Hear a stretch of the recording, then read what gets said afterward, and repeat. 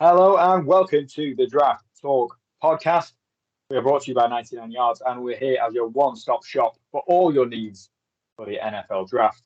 We're coming to you every week, nay, twice a week as we head towards April and the draft itself. I'm your host, Brian, and joining me as ever is our co-host and Draft Talk scouts, Stu, MJ, and Owen. How are you doing, guys? Yeah, all good. Rattling through them now. Say defensive tackles next up, and we're making our way through these. Yeah, on to something a bit more interesting than boring old wide receivers and tackles. Onto one of the trenches. Much more fun to talk about. Let's get into it. Yeah, absolutely, Brian. Really looking forward to it. As Stu said, let's get into these trenches and let's see what these guys are made of. Have you got your stats prepped, MJ? I might have one or two stats for you as we go through. Yeah. Good, because I've got none.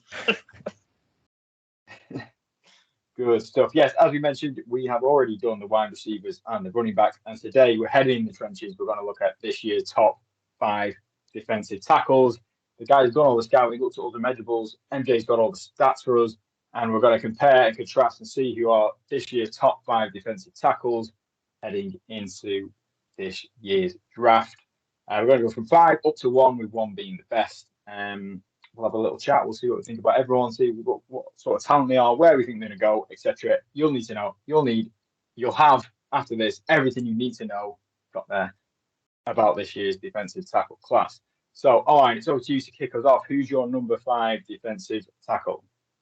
Ooh, okay. So defensive tackle to start with. I would say that this class is a lot better than we're used to, which is really nice to see. I think every year we've done this, we've hated doing defensive tackles. So it's nice to see that we've got a host of names, and it's really quite a nice class. There's a few guys that could be put here, especially at number 5. I found number 5 actually the most difficult spot to fill because there's quite a few guys, but I've ended up going with Keanu Benton from Wisconsin, a player who really thrived down in Mobile at the Senior Bowl and really came to everyone's attention of how dominant he was down there. An extremely versatile player. He can line up at the nose. He can play all over the line. Really, just an absolute mammoth of a human. 316 pounds, 6'4", absolutely massive. Really, his play comes and his success comes mostly in the run game. He's an absolute problem in the run game, but he can do some stuff in the going after the pass as well, where he's got a good kind of arsenal of moves, a really good swim move that I like. Really athletic as well. Pure power, 9 sacks, 19 tackles for a loss in his 4 seasons as really just a nose guy. Uses that weight really well because of the power. Weaknesses, really, he may just be a rotational player. That is my slight worry with him because of what he can and can't do. You would want to probably surround him with a decent room, more of an early down player because of how good he is against the run, and he could play with a little bit more balance at times, but I think he's going to be a really nice piece to add on the defensive line, probably in the second round. Tough group to pick. Very tough. As you've mentioned at the top of that, Wayne, there's a lot of guys that could have made the cut. Keanu Benton just missed out for me, but he missed out with a lot of deliberation. I must admit, it's one guy that I was, I'm a bit upset that I didn't get him in there. As you said, he's very good against the run. He is a big, powerful guy, sets that center of that offensive line, certainly defensive line, very well. For me, I find that the difficulty I had with him was probably footwork and balance. He leads to use his frame a bit better, I think, because he's got enough of a frame to use that leverage. I just don't think he does it well enough yet, and he can tend to be kind of back on his heels a little bit at times. But a guy who's got plenty to go on, he'll start, I think, in the next level. He'll fit into defensive line easily, certainly on the first 2 downs anyway. And he had a really good Senior Bowl, so he definitely wouldn't have done his stock any harm. I'd agree. He just missed out for me as well. He was definitely in the mix right up until the last couple of days. He was around that 5th spot, but just missed out. He has improved throughout his college career, and he's definitely a high motor guy. He's a big, strong lad. And I think it is just the technique. I found somebody in the end whose technique I preferred, but there's no doubt that Benton has had a good final season at college level, and he's had a good pre-draft process. Very good at the Senior Bowl, looking good. So yeah, he'll be a day 2 pick, and he was just outside my top 5.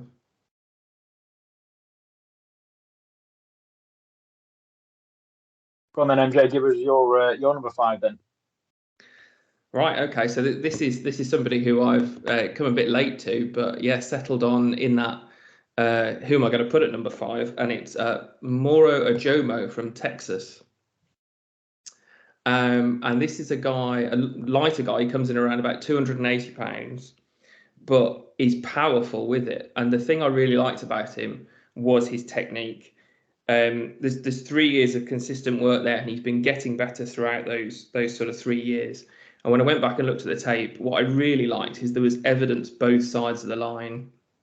There's evidence of him breaking through, getting into the backfield, but then there's also footage of him chasing back. There was one ridiculous play, I think it was inside the 10-yard line, where he's completely on the wrong side, and it's a running play to the other side, and he comes all the way around and chases the guy down and stops him before he gets a touchdown, which I thought showed tremendous effort. His pass rush win rate is up there. He's dynamic. He's good at shifting off his blocker. Despite the fact he is lighter, he's got good arm length. He's got 34.5-inch arm length, so he can really get some leverage there. As I say, I was late to this, but yeah, he snuck into the top 5 for me. Really liked him. I suspected you might have him, particularly with the tweet you put out the other day. I thought, MJ's gonna fall in love with Morrow. Bit of a teaser. Yeah, absolutely. And you mentioned he is a bit of a technician at the position. He's got really good hand use, and he knows where to place his hands. And they're very strong hands. I think he's maybe just a little bit inconsistent with them at times. But he's got that kind of speed to power ratio. He gets from speed to power very quickly. He hasn't made my top 5 either, unfortunately, MJ. But yeah, I could see that there's traits there to work with.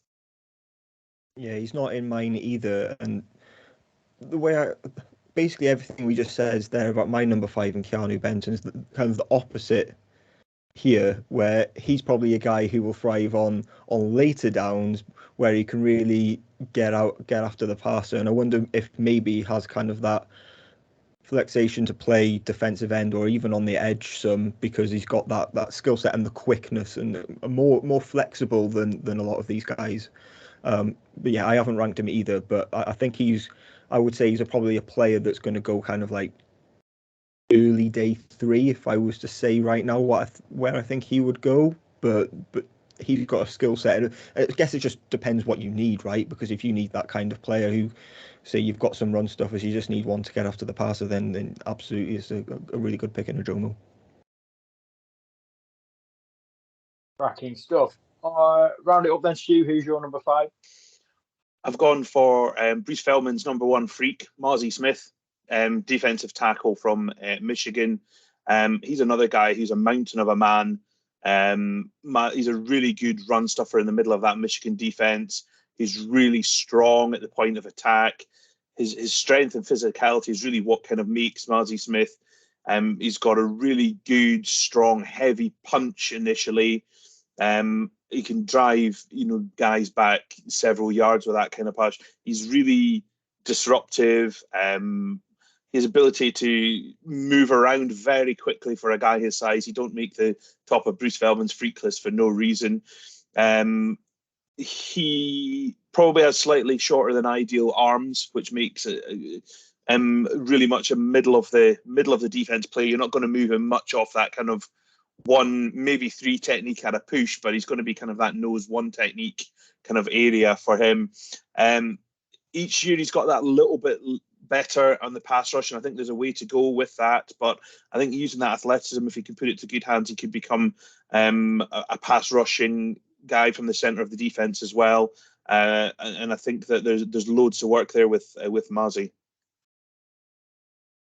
So I've got him at number 4. So he comes in at number 4 for me. I've got him as well. And this is to your point, Owen.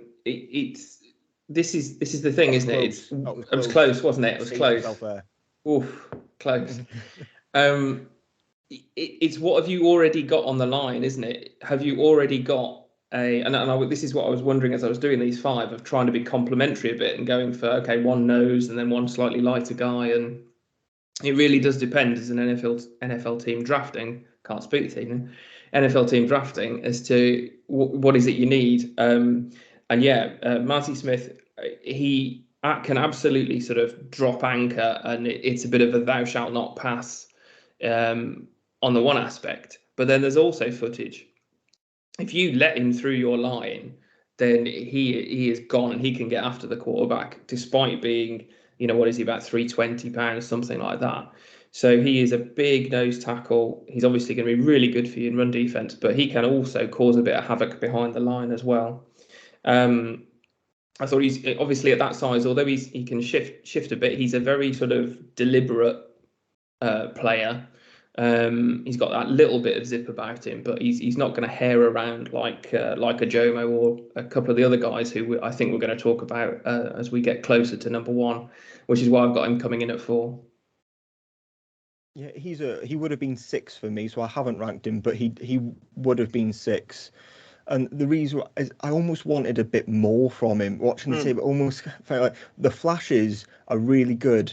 I just wanted more of them, and it's either a really good play or you don't even notice him on the play. And it's not necessarily him taking plays off; it just gets a bit lost at times. So I think he would be better paired with kind of someone who's already established that he can kind of learn from, and then you can enter him into rotation. Say, I think he would be better off as an early down player because of what he can do in run defense. But yeah, he's pure power. Again, would like a bit of rotation player, would like a little bit more balance, but yeah, has the versatility to play the nose and move around. Say, just with that size, there's just not many players you're going to get at that size. So yeah, I like Mazzy Smith. He would have been 6 for me. Mazzy Smith, the freak, but in a nice way. The number 1 freak. The number 1 freak. What an honour. Hey, Stu, go on, you've not spoke for a while. Give us your number 4. Are you dying to? Okay, so number 4, just checking my list to make sure I'm doing the right one. Yeah, so number 4 for me is Calijah Kancey. Owen is making some funny. I don't know whether that's a good or a bad thing. I thought you were going to be really high on Calijah Kancey. And so when I also have him at number 4, I thought I was going to be the absolute outlier in here. So no, I'm happy. You're not. And I do really like Kancey. Yeah. There's a lot to like about his game. He is very much a speed and convert that speed to power guy. He is a pass rushing more than a run defender from the position. There's been all that comparisons to Aaron Donald, and I'm not going to say he's Aaron Donald, but he's that kind of style of player. And he would do well to model his game after Aaron Donald. He's very, very quick off the line. You saw his 10 split in the combine was insane for a guy at that size. He's produced really well at the college level. He has a bit of a pass rush plan. He knows what he's doing. He doesn't just try and use his power all the time. I don't know if we're allowed to swear on this podcast, but my comment would be he F shit up in the backfield. He really just gets in there and causes absolute carnage. You'd be a nightmare to play against because your quarterback is going to be under pressure all the time from him. He is a little bit on the small side. He's coming that just shade over 6 feet, that 280 pounds. But pair him up next to a big guy who's going to eat up that space and let Kancey go. I really like Calijah Kancey, and I do think that he is probably going to get picked in the first round somewhere. No swearing on this podcast. As everyone knows, we are down with the kids, so we don't want them not tuning in. Yeah, I had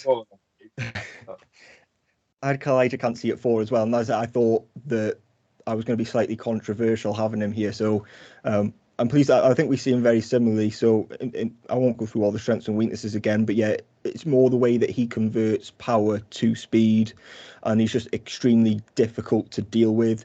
Extremely productive as well, quickest off the snap almost every time. Just people just can't get their hands on him because he's so small, elusive, and speedy. Just absolutely nasty in the finish as well. The problem with Calijah Kancey, because of his size, because he is smaller, he's 6 foot 270, was it? Some around that. Anyway, it's smaller. You're going to have to find the right home for him. He's not going to be for everyone, and you're going to have to find the right team to suit him. He's not going to be able to just slot into any scheme. I say he won't be for anyone, but if you can slot him into the right scheme where you don't have to let him support the nose, where he can be paired up against a really good run stuffer, I think you could have a really good 1-2 punch with a player like Calijah Kancey. So yeah, will he go in the first round? He's certainly got the skill set. The problem is, will the versatility and the fact that he's not going to be for anyone hurt him? So I think if he does go, it'll probably be towards the back end. But if you're a team that has a space for a player like Calijah Kancey, then there's a really good pick. So just to round it off on Kancey, so I've got him coming in at 3. So we're close. We're all fairly close on Kancey. Yeah, just turn him loose. That's the role. Just turn him loose. It's ridiculous, his pass rush stats. So if you want stats, so 8 sacks, 9 hits, 30 hurries. So that is 26% of the time he's on the field, he gets either a sack, a hit, or a hurry on the quarterback, which is far in excess of any of the edge rushers we're going to talk about in a future episode. So he is in that strange place, isn't he, where he's down as a D tackle, but he almost feels a little bit more like an edge in terms of his height weight ratio and what you want to do with him. I think I heard on obviously we had Trevor Sycamore on a few weeks back, and I heard him mention a guy who I think we talked a little bit about a couple of years ago, Jalen Twyman, who I think also came out of Pittsburgh. Mm-hmm. Yeah, he did. Who came out around about the same sort of height, weight, same type of player, and he hasn't done as well in the NFL because actually what happened was he put 20 pounds or so on and lost his zip. And it hasn't happened for him. So I think what will be particularly interesting with Kancey is when he does hit the NFL and wherever he goes, I hope he retains what is good about his game, and whoever he goes to doesn't try and do something like that and say, oh well, actually to play for us you've got to put 20 pounds on. Whoever drafts him accepts the player that they've got and schemes him up so you still get that level of pass rush out of him. Yeah, and I think that's important, that the pass rush is what is his game, and quarterbacks hate pressure in their face, which is what Kancey is going to do. And the distance from defensive tackle to quarterback is an awful lot shorter than it is from the wide alignments to the quarterback as well. So his speed and burst through there, he's going to be on top of some, particularly if you've got a quarterback who's not going to be doing Kyler Murray's and running 8 yards outside the pocket. They're going to have Kancey in the face really, really quickly, and he's an absolute menace to deal with. There we go. Steve, straight back to you. Who you got at number 3? Number 3 for me is a player who we have, it's almost come back full circle with him, and it's Bryan Bresee from Clemson. Right in the summertime, he was a guy who was being talked about as a top 10 player. He had a season that was a bit of a down season for him, to be honest, at Clemson, but he had an awful lot going on in his personal life and things as well, the tragic events with his younger sister. But I still think he is one of these players who is going to do really well at the next level. He was an elite high school player coming out. He went to Clemson. He had offers from all the big guns. They all wanted a piece of Bryan Bresee. He's got all the measurables. His ideal height, weight, speed, length for the position. He had a really good combine. He showed he's very athletic. He's very powerful. Knows how to stop the run. Can creating the pass defense game as well. I think he's just got the same combination of all these tangibles. I'm not sure he's going to have the sack numbers, but he's going to be hell of a disruptive. And I think that now that hopefully he's had injury problems, but hopefully if that's past him, the tragic events has been around his family, has passed him as well. I still think he has all the talent in the world to be a really good NFL defensive tackle. Yeah, absolutely. I've got Bryan Bresee coming in at number 2 for me, and I've kind of come round. I was wondering about him coming into this draft process, and see him drop down a couple of boards here and there. I think if there was one guy you were going to root for in this draft, it might be this guy. With everything that's gone on, with his injuries, with what happened with his sister. And I went back and looked at the tape, and absolutely, he is. He's got great hustle. He's got great explosion. He is a big, big guy, and it is all about the power. And I was trying to think how I would relate this, and I went to the Avengers, and I thought if Bryan Bresee was an Avenger, he'd be the Hulk, because if the Hulk wouldn't have a pass rush plan, the Hulk would just try and power through a line, and that's what Bresee reminded me of. It's all about the power, and I think, and I really hope that he does get taken first round, and I absolutely wish him all the best for his career, and hope that this is a turning point for him. Yeah, Bryan Bresee number 2 for me as well. Agreeing with you there, MJ, and say how the season's panned out for him. I find it very difficult to change my evaluation on him from what I saw when I watched in the summer. Which is a very, very disruptive player who I think is one of the better players in this class. I still believe that. I just think he looks the absolute real deal. Size, height, weight, athleticism as well, got really good length. I think he's really actually quite physically gifted, just in the way that he can gain leverage from that size and use that and use his athletic traits. He just has something that others just don't tend to have. Is the bull rush is his go-to move, and it's a really good 9 sacks or 15 tackles for a loss in just 28 games, because he had a season-ending injury in 2021, only played 4 games, and then 10 games this past season, but he was in and out because of the niggly injuries and obviously the tragic death of his sister as well.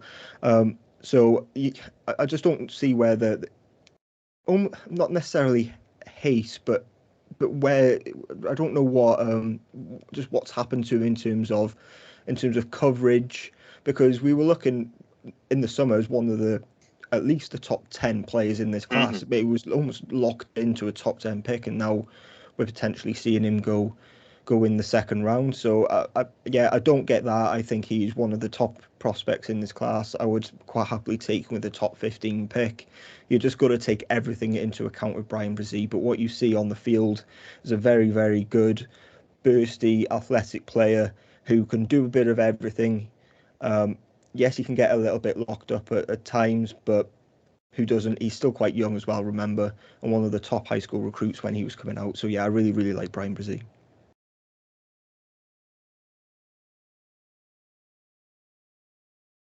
Andy spells his name right with a Y.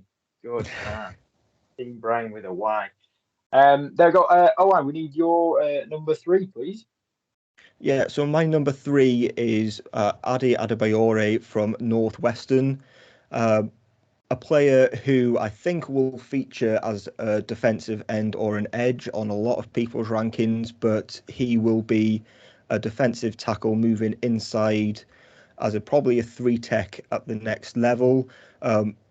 Really, we've spoken about him a lot. If you follow any draft coverage, you've heard of this player because of how great of a combine he had, and he's just rocketed up. Now, his production at Northwestern isn't fantastic, so there is a lot of projection here with Adebayor, where Northwestern were playing him on the edge as a defensive end simply because he was their best player, so they put him there. But he isn't going to be doing that in the NFL, I don't think, because you've got a long, strong defensive lineman who is extremely agile, extremely physical, and extremely athletic.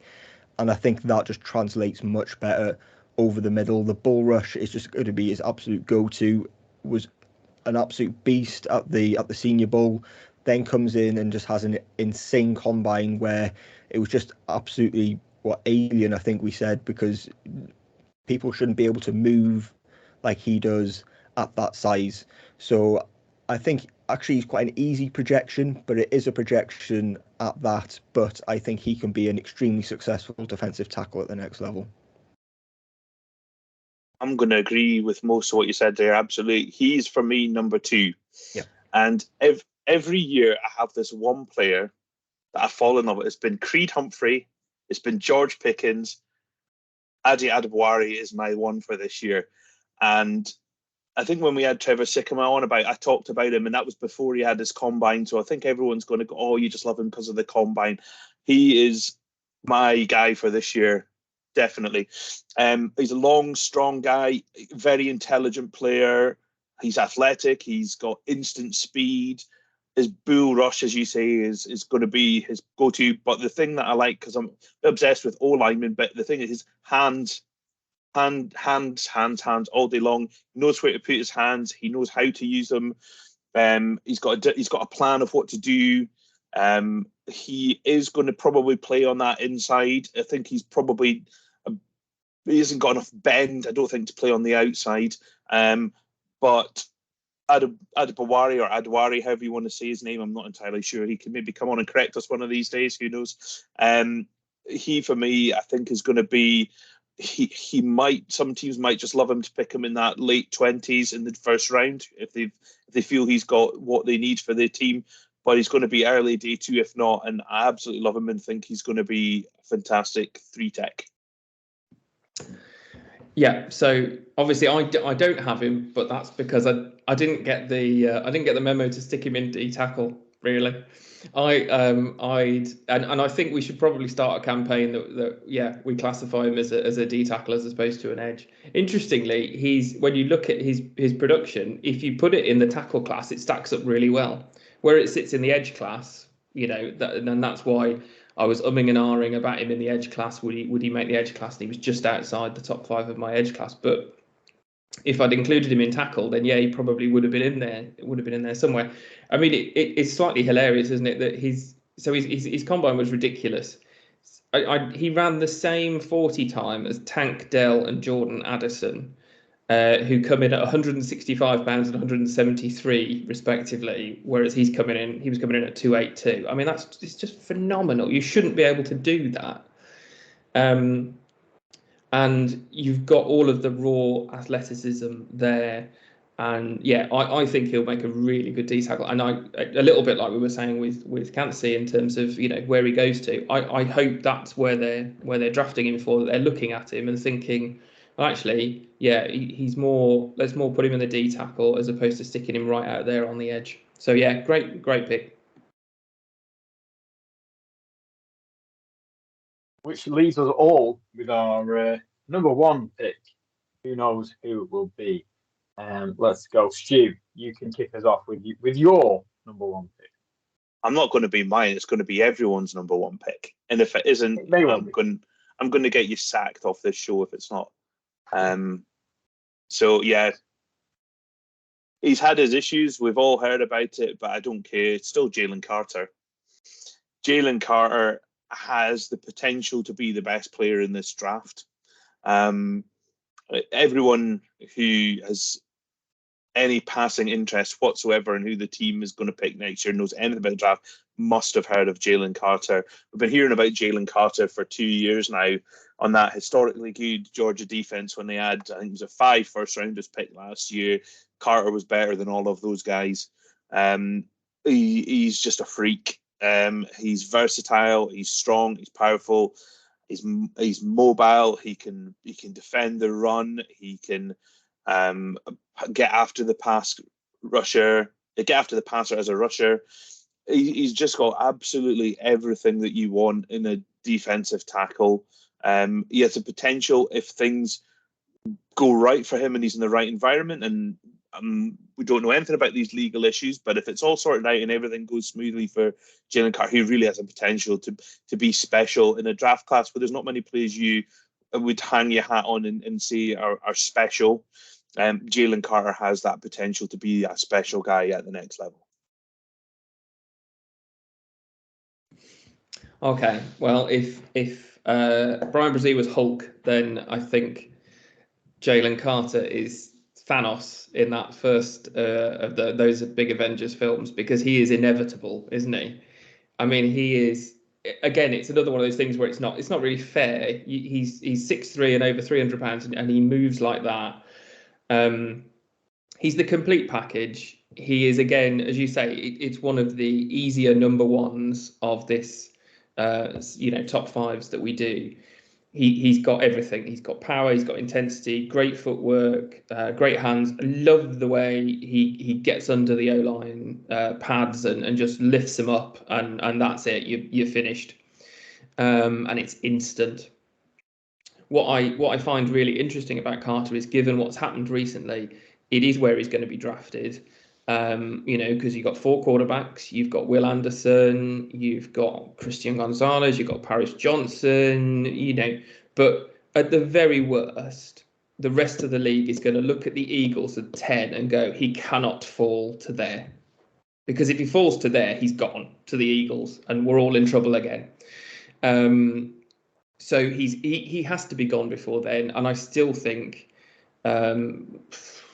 depending on how mad things get with the quarterbacks, you're still talking 5, 6, 7, something like that, around that. I can't see him falling any further. Yes, it's been a rough few months, but the other thing that struck me about Carter was, turned the right way, he might start his rookie season with a real chip on his shoulder. And if he does fall a few places, he's going to be out there as a man with something to prove. And that is possibly the most dangerous sight on an NFL field, is Jalen Carter with something to prove. So we'll see where he goes, but he's just a superb player. He's right up there with the best coming out of college this year. Yeah, he's gone from being a player who was potentially one of the easiest evaluations. Literally, the first line on my notes of him is easy evaluation, easy to see why he will be a high pick. Not so easy anymore, though, is it? And that's kind of the problem here, is teams are going to have to do a whole lot of homework, as they do anyway. We know what teams are like. They do all sorts, from the tests and hiring private investigators to go through things and going through people's social media, God knows how many years back. But there's a whole lot of homework that has to be done now on Jalen Carter. But if this comes off, you've got potentially one of the better defensive tackles in the whole of the NFL, because that's the type of caliber of prospect that Jalen Carter is. So the issue is going to be, really, can he be trusted? I would say is probably the best way of framing it, and that's how teams will see it. I almost think, I know you guys support teams in the NFC East, but the Eagles is the perfect spot for him, I'm afraid, just because of who he has there to learn from in Brandon Graham and Fletcher Cox, and then you have former teammates who got drafted last year in Jordan Davis, who they took in the first round, who was his partner next to him on the line. It all adds up for that being the perfect spot. Please no, I can't face he years shouldn't of get that. there. He shouldn't get there. He's far too good for that. We know that the legal proceedings have sorted, and that will all work itself out. It's almost it is a really good thing for him that it was sorted this early. We know how legal proceedings can drag on and on and on. It's really good for him that he can kind of draw a line under it, get it over the way, get his community service done, hopefully by the time he enters the NFL. But yeah, it's absolutely excellent prospect, but the ultimate wild card in the first round of this draft. I think there's 2 spots that I see in that area that I think would be really good for him personally. I think you mentioned the Eagles, and for the reasons that you mentioned there. I also think the Seahawks, they've got a really old, experienced coach who's been there, done that, seen it all, has dealt with difficult personalities in the past. That's not to say Jalen Carter is a difficult personality at all, exactly. but he we has. Just don't know, and that's the issue, isn't it? Pete Carroll has a wealth of experience and people around him, and I think that would be another spot that could be good for Carter in this kind of situation where they'd look after him well. Some of the other teams in that top tier are a bit. I mean, the Cardinals are a mess, and I wouldn't want him to go there. And the Raiders are just the Raiders. I think that could be potentially bad landing spots for him. Your team has Lions, to have an established culture, I think, is the best Lions way to put could it. be And those another two option. teams we mentioned have. And the Lions, the way that they're going about the business, would maybe not be a bad spot for him either. So I think he's got to be careful where he goes, just to make sure that he's looked after on a personal level, because these kind of things can affect people mentally, and we realise that there's that going on in the background. I think somewhere that it's going to look after Jalen Carter as well is going to be really important for him. Yeah, and we've had this now with he had a really almost disastrous pro day, didn't he? Which he shouldn't have done. Let's be completely honest. There's a lot being said about his weight. He dropped 9 pounds from when he was at the combine, but he's 300 pounds. So I mean, you're in the off season. That's the rate. His weight is going to fluctuate slightly. That's going to happen for all 300-pound guys who play football. So I'm not overly worried. Everything he had going on, I'm not overly worried. He come back and he said that he had some cramp, which was why he looked so stiff. So he's just been under so much stress that it's almost excusable. So Jalen Carter, one of the better blue chip prospects in this class, who deserves to be taken highly if it all checks out. Lovely stuff. There we go. Bit of consensus at the end there. I guess before we wrap up, Stu, give us a quick reminder of your top 5. Yeah, so number 5 was Mazi Smith from Michigan. Number 4, Calijah Kancey from Pitt. Number 3 was Bryan Bresee from Clemson. Number 2, Adi Adebawari from Northwestern. And number 1, Jalen Carter from Georgia. Cracking O-line? Yeah, I had at 5 Keanu Benson from Wisconsin. At 4, I had Calijah Kancey from Pittsburgh. At 4, I had Ade Adebawore from Northwestern. 2, I had Bryan Bresee from Clemson, and 1, Jalen Carter from Georgia. Go on, MJ, finish us off. Okay, at 5, Moro Ojomo from Texas. At 4, Mazi Smith from Michigan. 3, Calijah Kancey from Pittsburgh. 2, Bryan Bresee from Clemson. And number 1, Jalen Carter from Georgia. Fantastic. There we go. We've got a clear number 1. Some will say it's inevitable. And yeah, we've got a couple of guys who've got 2 and 3 votes. So we'll put it on Twitter. We'll put it out to the people. We'll give you the power. Check our Twitter at 99 yards. You can pick our number 2 defensive tackle. But before we finish, guys, you mentioned a couple of guys that were sort of on the edge of making your top 5s. Any other names that are there or thereabouts? I think a guy that was there or thereabouts and has fallen off dramatically this year is Siaki Ika. He was a guy who people were speaking about as a potential first rounder summertime. He's fallen off a bit of a cliff. I think he had a disastrous combine as well, which really didn't help his stock. He didn't have a great year last year. There's something there, and I think the teams have to think about that and see and sit down with Ika and see what's gone wrong, because we don't know. There could be absolutely anything happening in this boy's life that we don't know about. And another player that I just like, that I think has its potential, is Zach Pickens. I think that there's something there. I don't know what it is that's there, but there's something that I like about Pickens, and I could see that some teams could have a bit of an interest in the ability that he has as well. Yeah, I really like Zach Pickens. He would be the name that I would mention as a player to watch out for. Just shrugs off contact, incredible motors, just really good. And another player that I would mention is Gervon Dexter from Florida, a really strong defensive tackle who is an impact player going against the pass. So another player to watch out for is maybe a late day 2, early day 3 player. Yeah, the only other one that I'd mention other than those was Jacqueline Roy from LSU. Just comes across as a very reliable guy, can play across that line. It's more kind of A gap and B gap, but he's got good tools and he's a bit of a plug and play. And I think if you were looking later on in the draft for somebody to slot into your line, who you thought would translate fairly well. What I found was the guys I tried to pick had a bit more athleticism. I think as you go further down, you start to lose that athleticism, but he has got good technique, and I think he'd be a decent later on prospect. There we go. Well, that'll do. There's plenty of prospects mentioned there. That's our defensive tackle top 5 in the bag.